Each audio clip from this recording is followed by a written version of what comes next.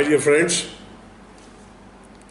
today, as usual, we are going to start talking about a new topic and a subject which is very important, and that is geriatric care, care for the elderly. You are aware that there was a time when all over the world, because of lack of medicine and healthcare facilities, people used to die at the age of 50 or 60 or 70, and casualties were more and more. Now that medical science has developed a lot, one can live easily with better health till the age of 80, 85, 90, 95, 100. It is a very good sign. But there are challenges, as the care for the elderly is quite vital and is of vital importance, not only in Asia, but more in other continents like America, Europe, Oceania, Australia, etc.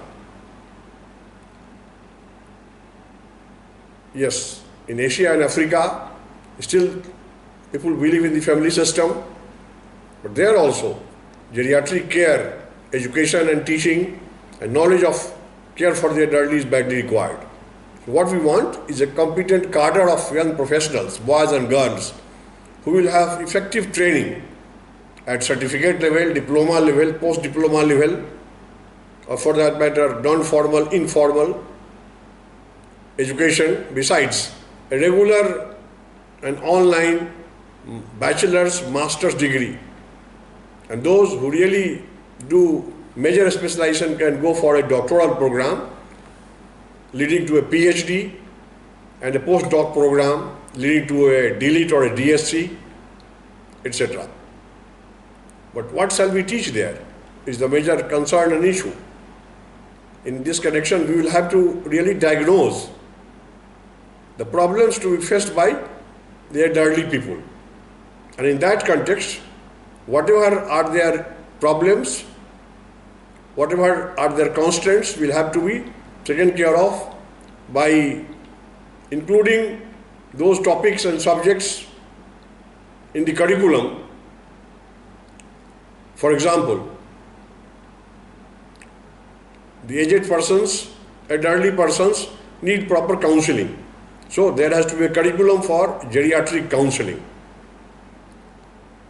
The medical graduates know about treatment, but there has to be a separate treatment.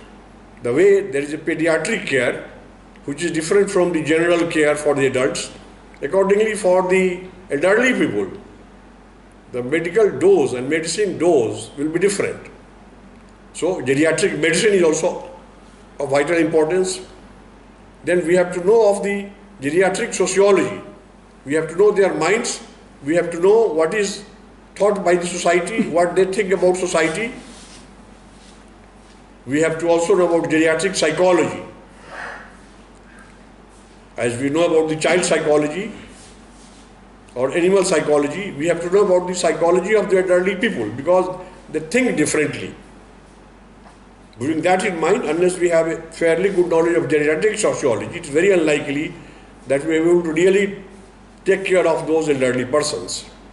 Accordingly, the elderly persons are very scared of security. Security of their life, where shall they stay, if they come out, whether there is a risk. So geriatric security teaching is also essential. Then about geriatric rights, we have to understand what are their rights. They don't require any duty because they have lived their life and they are retired persons. In that case, what are their rights? What do they expect from us, from others, those who do geriatric care, or for that matter, those who are in the middle age group or their children or adults? Accordingly, sometimes they want entertainment. It's not that they will go and play outdoor games. It's not possible. So we have to see easily what can they play or how can they get entertained. Is to be researched, and accordingly proper training is required for the persons who have decided to throw themselves into the field of geriatric care.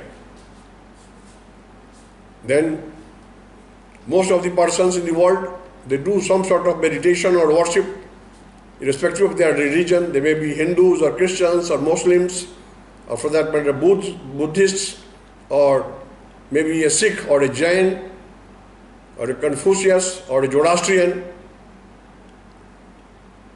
any religion, or Baha'i. They do some meditation, do some worship. So what will be the time taken by them while worshipping? It's not that they start meditating for 5 hours and then they don't come out of meditation. So these things become very risky. All these topics are very important topics, and once they are dovetailed into a particular course or a degree or a diploma, only then those who come out successful will be able to serve the society in general and for taking care of the elderly persons in particular. In most of the countries, wherever I go, I find that in one city there are 10 to 20 geriatric care old age homes. So it is very essential that there the research institutions or educational institutions could have some sort of an outfit there, so that all those persons who are living within, they are designated as some personality, resource persons in the area of their specialization. Somebody may be musician, so they may be a professor emeritus of music. Somebody may be interested in teaching, they are a professor, so they will be emeritus professor in the area of teaching. Somebody might have been a diplomat, but now staying in the geriatric homes, so they can be a emeritus professor for diplomacy. So likewise, we have to motivate their minds. These are the issues in general. On some other occasion, we will talk of some specialized subjects in the area of geriatrics and geriatric care. But this is the introduction, and with these words, I thank you for your patient hearing, and I will come again tomorrow. Thank you very much.